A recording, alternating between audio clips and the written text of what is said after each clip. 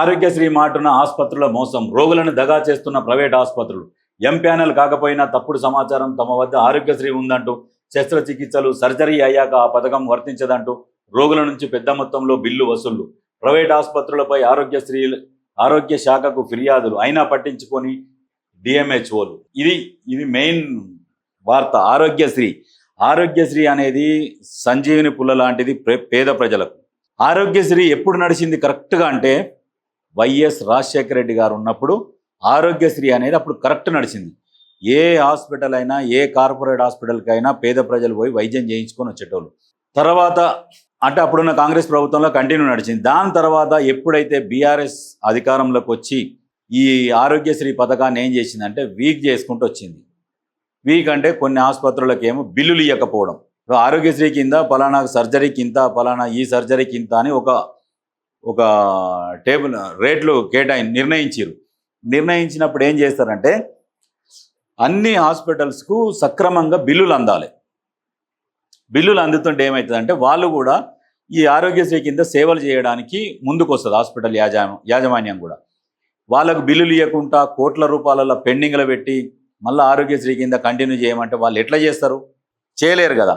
అయితే ఈ ఆరోగ్యశ్రీ పెండింగ్ బిల్లులు ఎవరికి వచ్చేదయా అంటే వెలమ సామాజిక వర్గానికి సంబంధించిన హాస్పిటల్స్ ఏవైతే ఉంటాయో వాళ్ళకు 1 రూపీ కూడా పెండింగ్ ఉండదు. వెలమ సామాజిక వర్గానికి చెందిన హాస్పిటల్స్ ఏవైతే ఉన్నాయో ఆరోగ్యశ్రీ బిల్లులు వాళ్ళకు పెండింగ్ ఉండవు. మిగతా వాళ్ళకు మొత్తం పెండింగే ఆరోగ్యశ్రీ. అయితే వీళ్ళు ఏం చేస్తున్నారంటే దాంతోపాటు బయట పేషెంట్లు ఉంటారు కదా, వేరే పేషెంట్లు, దాని మీద వచ్చిన ప్రాఫిట్తోని హాస్పిటల్ రన్ చేసుకుంటా దాంతోపాటు నడిపించుకుంటూ వస్తున్నారు. ఇంకా కొన్ని కేసులను చేర్చుకుంటున్నారు. ఎందుకంటే ఏదో ఒకరోజు ప్రభుత్వం మారకపోతుందా, బిల్లులు రాకపోతాయా, మెల్లమెల్లగా రాకపోతాయా అన్న ఉద్దేశంతోనే హాస్పిటల్స్ వాళ్ళు అట్లా వైద్యం చేసుకుంటూ వస్తున్నారు. కొంతమంది హాస్పిటల్ ఏం చేసినాయంటే ఇప్పుడు మొత్తం హాస్పిటల్ బిల్డింగ్ ఉంటుంది. బిల్డింగ్ ఉన్నాక ఏం చేస్తారంటే మొత్తం పైన ఒక రేకుల షెడ్ లాగా వేస్తున్నారు. షెడ్ లాగా వేసి ఏం చేస్తున్నారు, మొత్తం చుట్టూ గోడ కట్టేసి మన జనరల్ వార్డ్ ఎట్లా ఉంటుందో ఉస్మానియా గాంధీల జనరల్ వార్డ్ ఇట్లా ఓపెన్గా ఎట్లా ఉంటుందో ఆ టైప్ జనరల్ వార్డ్ క్రియేట్ చేసి ఓన్లీ ఆరోగ్యశ్రీ పేషెంట్లకు మాత్రం అక్కడ ట్రీట్మెంట్. ఏది మొత్తం పైన టెర్రస్ పైన రేకుల షెడ్ వేసి ఆ రకంగా పెట్టి వైద్యం చేస్తున్నారు. ఎందుకు ఇట్లా చేస్తున్నారు మీరంటే మాకు బిల్లులు వస్తలేవు, మరి ఇట్లా చేస్తున్నాయంటే ఏదో చెయ్యాలి, ఎప్పుడో ఒకప్పుడు వస్తాయి కాబట్టి మేము ఇట్లా ఈ రకంగా చేసుకుంటూ వస్తున్నాం. మరి మాకు ఎట్లా వర్కౌట్ కావాలని అంటారు. అంటే ఏదో ఒక రోజు బిల్లు వస్తుంది, కానీ అక్కడ ఇబ్బంది పడేది ఎవరు? ప్రజలు ఇబ్బంది పడుతున్నారు. ఆరోగ్యశ్రీ పేరుకే ఉన్నది కానీ సరిగ్గా అందుబాటులోకి వస్తలేదు. దీని మీద ఎవరు చర్యలు తీసుకోవాలి? డిఎంహెచ్ఓలు తిరగాలి, ప్రతి హాస్పిటల్ని తనిఖీ చేయాలి. తనిఖీ చేసి మీరు ఏ సర్జరీకి ఎంత తీసుకుంటున్నారు, ఎంత బిల్లు వేస్తున్నారు, మీరు ఏం చేస్తున్నారు అనే దాని మీద ఒకసారి తీసుకొని వాళ్ళ హాస్పిటల్ పర్మిషన్లు రద్దు చేయాలి, వాళ్ళ హాస్పిటల్ సీజ్ చేయాలి. డిఎంహెచ్ఓలు నిజంగా నిద్రపోతున్నారు. ఇప్పుడు ఒక్కొక్క హాస్పిటల్లో ఆరోగ్యశ్రీ లెక్క ప్రకారము ఈ సర్జరీకి ఎంత ఉన్నది, దాని ప్రకారం ఏమంటారంటే ఇప్పుడు ప్రభుత్వం లెక్కల ప్రకారం ఈ సర్జరీకి 30,000 ఉన్నది, కానీ మాకు అంతలో వర్కౌట్ కాదు. వాళ్ళు చెప్పడం, పేషెంట్లతో మాట్లాడడం. ఏం చేస్తారంటే మీడియేటర్ని పెడతారు, ఒక మీడియేటర్ని, ఎవడు మార్కెటింగ్ పిఆర్ఓలు ఉంటారు, వాళ్ళని పెట్టి ఏం చేస్తారు, నువ్వు మాట్లాడా 30,000కు మనకి ఏం వర్కౌట్ అవుతుంది, అడిషనల్గా ఇంకో 30 ఇస్తా అంటే చేద్దాం. సరే ఆరోగ్యశ్రీ కింద బిల్లులు వస్తలేవుగా, సరే ఇక ఏదో ఒకటి పెట్టి చేద్దాం. ఈ రకంగా కూడా చేస్తున్నారు. 30,000 ఉన్నదనుకో సర్జరీకి ఎగ్జాంపుల్గా ఏంటంటే ఇంకొక అడిషనల్కి మాకు బిల్లు వస్తలేవు ఆరోగ్యశ్రీ కింద చెయ్యమంటారు. ఫస్ట్ పోగానే ఏమంటారంటే మేము చెయ్యము, ఎందుకంటే మాకు బిల్లులు వస్తలేవు. ఇదంతా క్రియేట్ చేసింది ఎవరా అంటే గత ప్రభుత్వం బీఆర్ఎస్ పార్టీ. వాళ్ళు బిల్లులు ఇయ్యక ప్రైవేట్ హాస్పిటల్ని దోచుకోమన్నట్టుగా చెప్పారు. రాగానే ఏం చేస్తారు, సరే ఇట్లా అయింది ఆరోగ్యశ్రీ కింద ఉన్నది కదా చేర్చుకోండి అంటే బిల్లులు వస్తలేవు, మా దగ్గర కాదు, మా హాస్పిటల్లో కాదు, ట్రీట్మెంట్ అన్నా మేము మంచిగా ఇస్తాం. మరి ఎట్లా సార్ ఏంటంటే ఉన్నది కదా పెట్టాలంటే పెడతాం కానీ మాకు రాదు, మాకు దాంతో వర్కౌట్ రాదు అని అన్నాక మెల్లగా మాట్లాడుకుంటారు, ఒక రేట్ మాట్లాడుకొని అప్పుడు చేంజ్ చేసుకొని ఆరోగ్యశ్రీ కిందనే పెడతారు. అప్పుడు ఏం చేస్తారు, ఇట్లాంటి వాళ్ళకి ఏం చేస్తారంటే కింద జనరల్ వార్డులలో రూములు ఇస్తారు, షేరింగ్ రూమ్లలో ఇచ్చి, ఎందుకంటే అడిషనల్గా డబ్బులు కడతారు కదా వీళ్ళు, ఈ రకమైన ట్రీట్మెంట్ చేస్తున్నారు. అంటే ఎంతకెళ్ళకు ఫైనల్గా హాస్పిటల్లో కూడా ఆ రకంగా దోపిడీకి తయారయ్యారు. మీరు ఎక్కడి నుంచి అన్నా అడ్డుకట్ట వేద్దామన్నా కానీ వెయ్యలేకుంటున్నది. ఇట్లాంటివన్నీ ఎవరు చూసుకోవాలి? డిఎంహెచ్ఓలు చూసుకోవాలి. ఏం చేస్తున్నారు? నిద్రపోతున్నారు వాళ్ళు. ఎక్కడన్నా ఏ హాస్పిటల్ మీద తనిఖీ చేస్తున్నారు అన్నట్టు కనిపించారు ఎక్కడన్నా? ఎక్కడ కనపడరు.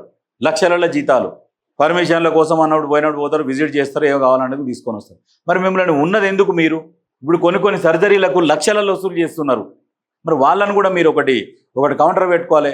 ప్రజలకు హెల్ప్ సెంటర్ లాగా ఒకటి పెట్టుకొని మీకు ఏం జరిగింది, ప్రైవేట్ హాస్పిటల్స్ వల్ల మీకు ఏం నష్టం జరుగుతున్నది, మా దగ్గర సార్ ఇన్ని లక్షలు వసూలు చేశారు అని చెప్పేసి ఆ బిల్లులు తీసుకుపోయి ఆడ పెట్టుర్రి.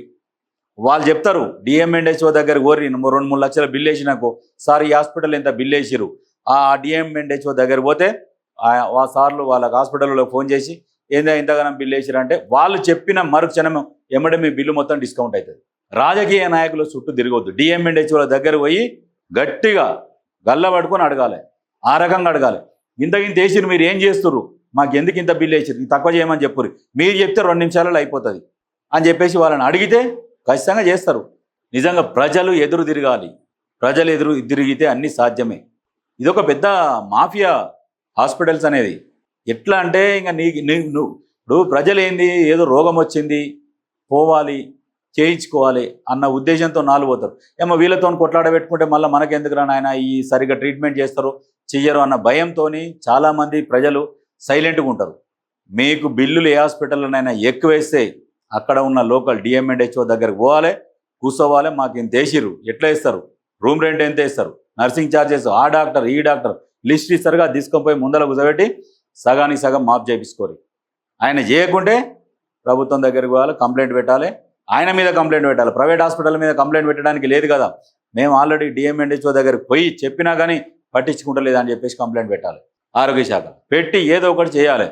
చేస్తేనే మీకు మీరు సొంతంగా మీరు లబ్ధి పొందుతారు. కానీ ఎవడో వస్తాడు ఏదో చేస్తాడు, వాళ్ళంత రాలే తగ్గిస్తారు, గొర్రెలాగా వాడు ఎంత బిల్లు వేస్తే అంత కట్టం, వాళ్ళ కాళ్ళ మీద పడు కాదు, వాళ్ళని గల్లా బట్టి తగ్గిపించేయాలి. వాడు చేసేది ఏముంది, హాస్పిటల్లో చేసేది ఏముంటుంది, వాళ్ళకి ఆ రూమ్ల కిరాయిలు తప్పితే ఏముండవు. దీనికింత దానికింత మందులు అడ్డీకి పౌచర్ ఉంటుంది, దాని మీద 1000 రూపాయలు ఉంటుంది, ఇలా వచ్చేది 100 రూపాయలకు వస్తుంది. ఈ రకంగా ఉంటాయి. కాబట్టి మీరు డిఎంఎండ్హెచ్ఓ దగ్గర పోవాలి, గల్లబట్టి అడగాలి, మాకు తగ్గిపియాలి. మీరు ఫోన్ చేసి చెప్పుర్రి, మీరు చేసి ఎందుకు తగ్గాడు వాడు తగ్గిస్తాడు, ఫోన్ చేయరని ఆయన దగ్గర కూర్చోవాలి, ఫోన్ చేస్తామంటే తగ్గిస్తాడు. ఆ రకంగా చేయండి. ఎందుకు